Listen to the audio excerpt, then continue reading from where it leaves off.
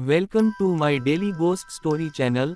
आज की कहानी का नाम है सरगोशी करने वाली दीवार। और ये कहानी सुनने के बाद आप शायद कभी भी रात के वक्त किसी पुराने घर की दीवार के पास अकेले खड़े होने की हिम्मत ना करें। ये वाकया मेरे मामूजाद भाई इमरान के साथ पेश आया था। इमरान लाहौर में रहता था और एक प्राइवेट कंपनी में नौकरी करता था। जिंदगी नॉर्मल चल रही थी, मगर एक दिन अचानक उसे गांव से कॉल आई कि अम्मी की तबीयत बहुत ख़राब है, फौरन आ जाओ। इमरान परेशान हो गया और उसी रात निकल पड़ा। बारिश शुरू हो चुकी थी, आसमान पर काले बादल थे और रास्ता अजीब हद तक सुनसान था। गाड़ी के वाइपर चल रहे थे और हर थोड़ी देर बाद बिजली चमकती तो सड़क के किनारे खड़े दरख्त ऐसे लगते जैसे कोई साए हाथ उठाकर इमरान को रोक रहे हों। गांव पहुंचते पहुंचते रात काफ़ी गहरी हो चुकी थी। गांव के अंदर दाखिल हुआ तो उसे पहली चीज़ जो महसूस हुई वो खामोशी थी।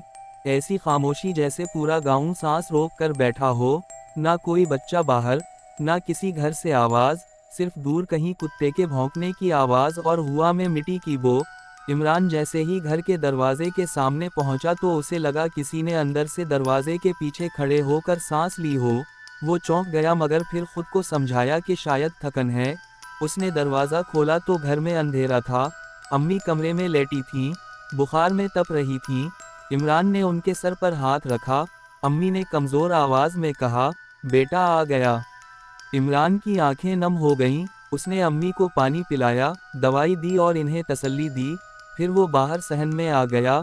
घर बहुत पुराना था, मिट्टी की दीवारें, लकड़ी के दरवाजे और छत पर लकड़ी के शहतीर। मगर घर का एक हिस्सा ऐसा था जो सबसे अलग था। एक कमरा जिसका दरवाज़ा हमेशा बंद रहता था। इमरान ने बचपन में कई बार दादी से पूछा था कि इस कमरे में क्या है।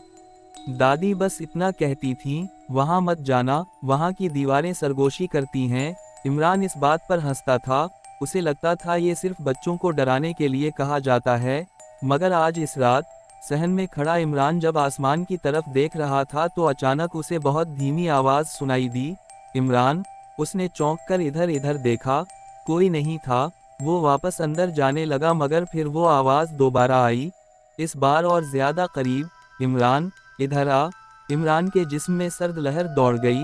उसने दिल में सोचा शायद किसी ने मजाक किया हो, मगर ये आवाज़ किसी इंसान जैसी नहीं थी। इसमें नमी थी, जैसे कोई बरसों रोकर बोल रहा हो। इमरान तेज़ी से अम्मी के कमरे में गया। अम्मी सो रही थीं, बाकी सब भी सो चुके थे।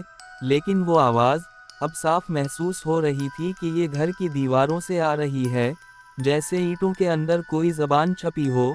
इमरान ने दरवाज़ा बंद किया और ख़ुद को समझाया कि ये वहम है। मगर फिर अचानक इसके कान के करीब बिल्कुल वाज़ेह सरगोशी हुई, मैं कब से इंतज़ार कर रही हूँ। इमरान के हाथ कांप गए। उसने तेज़ी से मोबाइल निकाला और टार्चा ऑन की। मगर जैसे ही टार्चा ऑन हुई, मोबाइल की लाइट एक सेकंड के लिए चमकी और फौरन बंद हो गई। मोबाइल की स्क्रीन काली हो गई, जैसे बैटरी ख़त्म हो गई हो। इमरान के दिल की धड़कन तेज़ हो गई। वो वापस सहन में आया। उसने सोचा शायद हुआ की आवाज़ है। लेकिन जैसे ही वो सहन में पहुंचा, उसने देखा कि वो बंद कमरा, जिसके बारे में दादी कहती थीं कि दीवारें सरगोशी करती हैं, इसके दरवाजे के नीचे से ठंडी हवा निकल रही थी। और दरवाजे के साथ ही दीवार पर एक अजीब सा साया हिल रहा था। इमरान के कदम खुद ब खुद उसी तरफ बढ़ने लगे, जैसे कोई ताकत उसे खींच रही हो। वो दरवाजे के करीब पहुंचा और कान लगा कर सुना। अंदर से आवाज़ आई, दरवाज़ा खोल। इमरान पीछे हट गया। उसने कहा, कौन है? और जवाब में अंदर से हल्की सी हंसी आई, ऐसी हंसी जो इंसान की नहीं लगती थी। फिर वही सरगोशी, मैं वो हूँ जो दीवार में बंद है। इमरान का सांस रुक गया। उसने दरवाज़ा खोलने की कोशिश की, मगर दरवाज़ा पहले ही बंद था। अचानक दरवाजे की कुंडी खुद ब खुद हलने लगी, कड़क कड़क। फिर एक ज़ोरदार चरचराहट के साथ दरवाज़ा आहिस्ता आहिस्ता खुल गया। इमरान ने टार्चा जलाने की कोशिश की, मगर कुछ नहीं हुआ। कमरे के अंदर मुकम्मल अंधेरा था, ऐसा अंधेरा जैसे रोशनी अंदर जाने से इनकार कर रही हो। इमरान ने हिम्मत की और अंदर कदम रखा। ज़मीन पर गर्द की मोटी तह थी। कमरे में पुराने टूटे हुए संदूक पड़े थे। छत से मकड़ी के जाले लटक रहे थे। लेकिन सबसे खौफनाक चीज़ दीवार थी। दीवार पर नाखूनों के निशान थे, जैसे किसी ने अंदर से निकलने के लिए दीवार खर्ची हो। इमरान ने जैसे ही दीवार को देखा, इसके कान के पास आवाज़ आई, तुम बहुत देर से आए हो। इमरान ने कांपती आवाज़ में कहा, काफ, कौन हो? दीवार के अंदर से जवाब आया, मैं वो हूँ जिसे तुम्हारे घर वालों ने जिंदा दफन किया। इमरान पीछे हटा, उसने बाहर निकलने की कोशिश की मगर दरवाज़ा बंद हो चुका था। उसने ज़ोर से धक्का दिया मगर दरवाज़ा हिला तक नहीं। फिर कमरे में अचानक हुआ तेज़ हो गई और दीवार से खरचने की आवाज़ आने लगी, खर्रर खर्रर। इमरान ने पीछे देखकर दीवार की तरफ देखा तो दीवार के दरमियान एक छोटा सा सुराख बिन रहा था, जैसे दीवार अंदर से फट रही हो। फिर इस सुराख से एक आंख झांकी, बड़ी, सुर्ख और बेजान। वो आंख इमरान को घूर रही थी। इमरान की चीख निकल गई। उसने आंखें बंद की मगर फिर भी उसे लगा वो आंख इसके दिमाग में घुस रही है। फिर सरगोशी आई, तुम मुझे नहीं देख रहे, मगर मैं तुम्हें देख रही हूँ। इमरान के हाथ पांव ठंडे हो गए। उसी लम्हे दीवार के अंदर से एक काला हाथ बाहर निकला, लंबी उंगलियां, नाखून ऐसे जैसे कील। वो हाथ आहिस्ता आहिस्ता ज़मीन पर रेंगने लगा। इमरान दीवार से दूर भागा मगर कमरा छोटा था। फिर दूसरा हाथ निकला, फिर तीसरा, जैसे दीवार के अंदर कोई पूरा वजूद छुपा हुआ हो। इमरान ने कलिमा पढ़ना शुरू किया, मगर जैसे ही उसने कलिमा पढ़ा, दीवार के अंदर से चीख की आवाज़ आई और अचानक कमरे की छत से मिट्टी गिरने लगी, ज़मीन हिलने लगी, दीवार से काला पानी टपकने लगा। इमरान ने चीख कर कहा, मुझे छोड़ दो, मैंने कुछ नहीं किया। जवाब में सरगोशी आई, तुमने कुछ नहीं किया, मगर तुम उसी घर के हो। फिर कमरे की दीवारों पर साए बनने लगे, जैसे कई लोग दीवारों के अंदर खड़े हों और बाहर निकलने की कोशिश कर रहे हों। इमरान को लगा जैसे सांस बंद हो रहा है। फिर अचानक दीवार पर एक तस्वीर उभरी, पुरानी सी तस्वीर, जिसमें एक औरत दिखाई दे रही थी। इसके हाथ बंधे हुए थे, मुंह पर कपड़ा था और इसकी आंखों में मौत का खौफ था। इमरान ने गौर किया तो उसके दिल की धड़कन रुक गई, क्योंकि तस्वीर में औरत के पीछे जो लोग खड़े थे, उनमें इमरान ने अपने दादा को पहचान लिया। इमरान का जिस्म कांपने लगा। फिर दीवार ने सरगोशी की, ये औरत बेगुनाह थी, तुम्हारे दादा ने उसे शक में जिंदा दीवार में चनवा दिया। इमरान ने घबरा कर कहा, नहीं, ये झूठ है। दीवार ने जवाब दिया, दीवारें झूठ नहीं बोलते, वो सिर्फ राज छुपाती हैं। और फिर एक दिन वो राज चीख बनकर निकलता है। उसी लम्हे कमरे के कोने से किसी के चलने की आवाज़ आई, ठुक ठुक ठुक। इमरान ने मुड़कर देखा तो वहाँ एक औरत खड़ी थी, सफ़ेद लिबास, बाल चेहरे पर बिखरे हुए, गले पर गहरे जख्म, आंखें मुकम्मल सियाह और होंठ आहिस्ता आहिस्ता हिल रहे थे। मगर आवाज़ फिर भी दीवार से आ रही थी, तुम मेरे घर में रहते हो, तुम मेरे खून पर चलते हो। इमरान के कदम पीछे हटे, वो दीवार से जा लगा। औरत आहिस्ता आहिस्ता उसके करीब आई, इसकी सांस ठंडी थी, इसके बाल इमरान के चेहरे को छूने लगे। इमरान रो पड़ा। उसने चीख कर कहा, मैंने तुम्हारा कुछ नहीं किया। औरत ने इसके कान के पास सरगोशी की, मैंने दीवार के अंदर बहुत वक्त गुजारा है, अब तुम्हारी बारी है। और उसी लम्हे दीवार के अंदर से हाथ निकले और इमरान को पकड़ लिया। उसके बाजू, इसकी टांगें, इसका सीना, जैसे दीवार जिंदा हो गई हो। इमरान चीख रहा था मगर आवाज़ बाहर नहीं जा रही थी। फिर दीवार में शिगाफ पड़ा और इमरान का जिस्म आहिस्ता आहिस्ता अंदर खींचने लगा। उसे लगा जैसे कोई कब्र उसे निगल रही हो। इमरान की आंखों के सामने अंधेरा छाने लगा। उसने आखिरी ताकत से चीखा, अम्मी।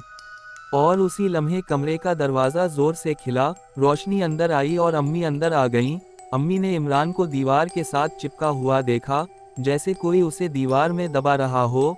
अम्मी ने फ़ौरन आयत अल-कुर्सी पढ़नी शुरू की, फिर इमरान का हाथ पकड़कर ज़ोर से खींचा। जैसे ही इमरान बाहर निकला, दीवार के अंदर से एक खौफनाक चीख निकली और दीवार पर वो आँख गायब हो गई।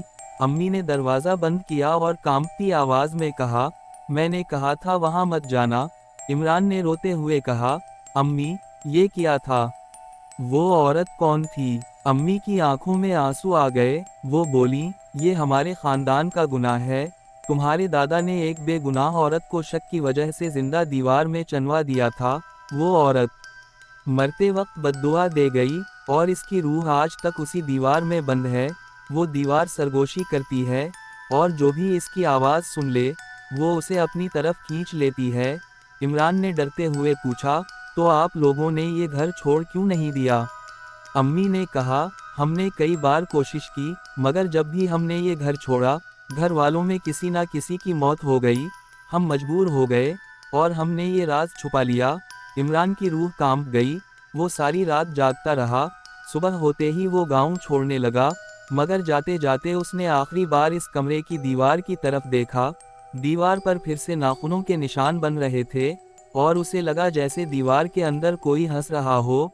फिर उसके कान में आखिरी सरगोशी पड़ी, तुम वापस आओगे, क्योंकि तुम्हारा साया अब मेरा है।